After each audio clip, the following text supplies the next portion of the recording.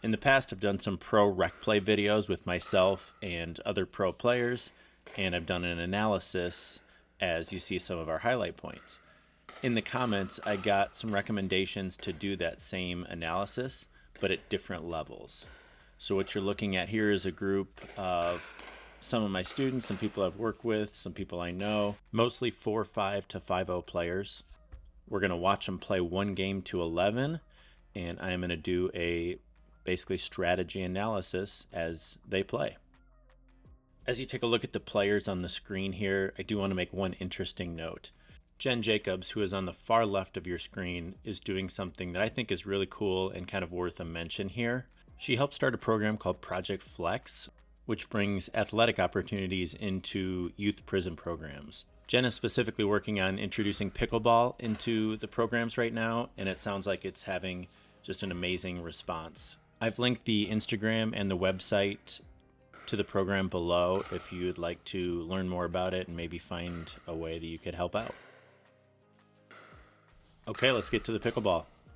So I was debating a little bit about how to do this. These guys came to my facility and played for about an hour and a half, probably played 6 or 7 games.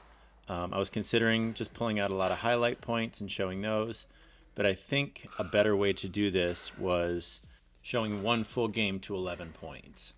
With that, you're going to get the good, the bad, and the ugly. You're going to see the great shots that they hit, but you're also going to see the common mistakes that are made at this level. We're going to see a little more of the strategies at play and really the development of one full game.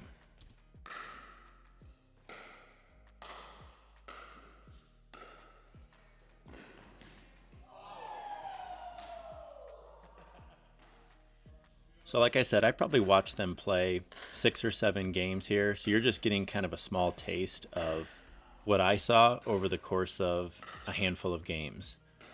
So I'm going to give you my thoughts on kind of the overarching strategies, what I thought each team was doing well and what I thought, the teams could have done better. So let's start with Molly and Harsh, who are in the near court. I think they won, I don't remember the exact count, but I think they won the majority of the games. A lot of them were really close and came down to the last few points. So what were they doing well to control the match? First, let's talk about positioning and specifically how they're trying to apply pressure. So Harsh, who is in the near court with the hat on, is, I think, very good when he's able to get the ball out of the air. So you can see what he's doing is he's putting a lot of pressure on the middle of the court and looking to get the ball out of the air, because once he gets a ball out of the air, he's able to usually attack it, apply pressure, and then I would say they're going on to win that point probably 80% of the time. So what I thought they were doing really well is having very defined roles. Harsh was always looking to take the ball out of the air and apply positional pressure, and Molly was playing very, very consistent. She was always ready to counterattack, and she kept the unforced error count really, really low. I feel like this is really how you're seeing higher level mixed doubles played these days, and I see a lot of complaints about it online of, you got to let the female player play more, the guy's taking all her shots, you hear all that kind of stuff. We have to understand, though, it's not about who can make the shot. I just talked about how consistent Molly is. I feel like she made very few unforced errors the whole game. But Harsh can also apply more pressure. When he touches the ball, he's got a little more pop in his hands. He's got a little more reach. So when he gets a ball in his paddle, there's going to be more pressure felt by his opponents than when Molly's hitting the same ball. Now let's turn our attention to Jen and Josh, who are on the far side of the court. Let's talk about what I thought they did well, and then also what they could have done better to probably win more of these games.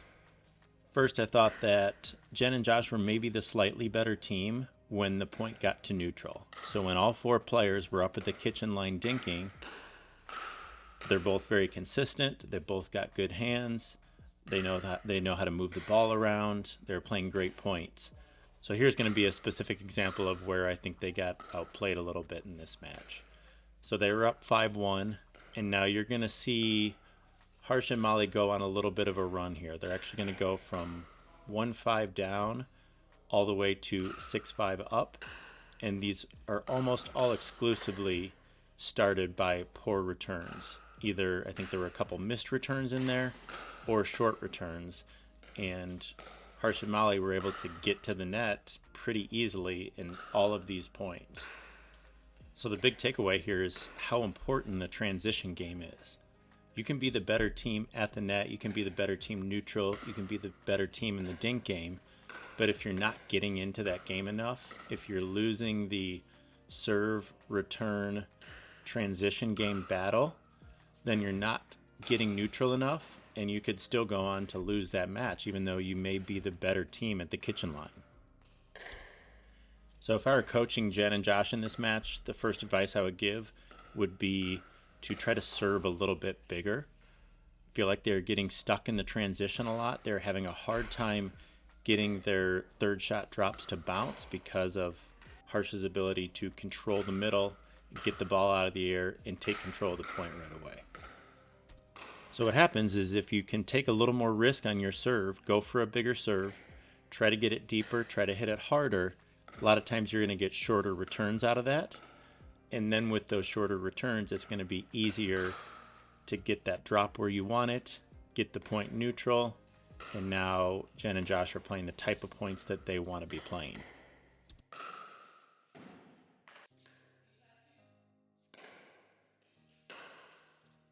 In these next few points, you're going to see Jen and Josh play some good points where they're getting the ball to bounce, and they're getting Harsh to have to kind of move around and get uncomfortable a little bit. He wasn't able to find the ball out of the air, so he starts to press just a little bit.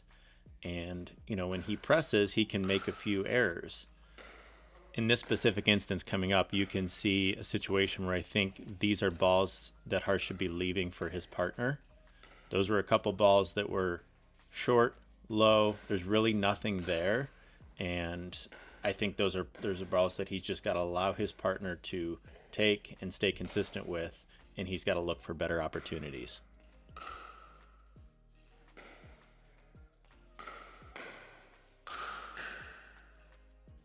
In this point here, you're going to see a nice extended dink rally. Again, this is going to be the type of point that Josh and Jen want to play. They're keeping the ball out of the middle. They're making it bounce. And one shot I really like here is when Jen is able to go back cross court, pull Harsh out of the middle. It kind of takes him out of the point. And then in the longer an aggressive player like that is out of the point, the more they're going to look to try to insert themselves, and then maybe sometimes overextend, overreach, go for something when it's not there, or maybe just, pull the trigger at the wrong time.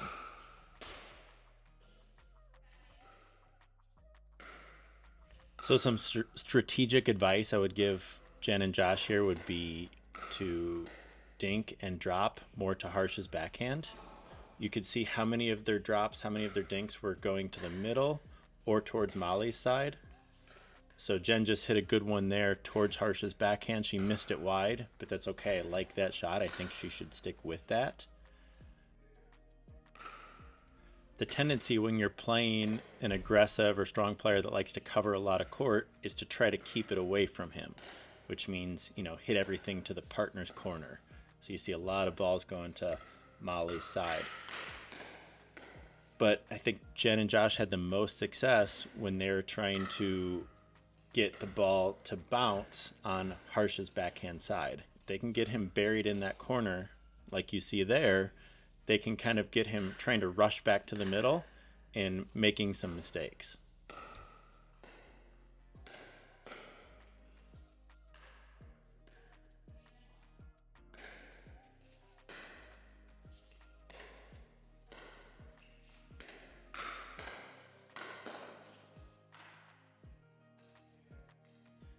So we're coming down to the wire in a pretty close game here.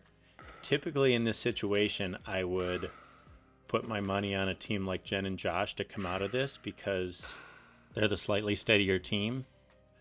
When you're the aggressor like Harsh and Molly are, it's easy to do that when it's 1-1 or 2-3 or early on in a game. As we get to 9-9, 10-9, it's a little bit harder to pull the trigger on those shots. You want to tend to play a little more passively. So usually I'm going to bank on the team that's kind of had that as their strategy for the entire game already, because they're not changing what they're doing now that things have tightened up a little bit.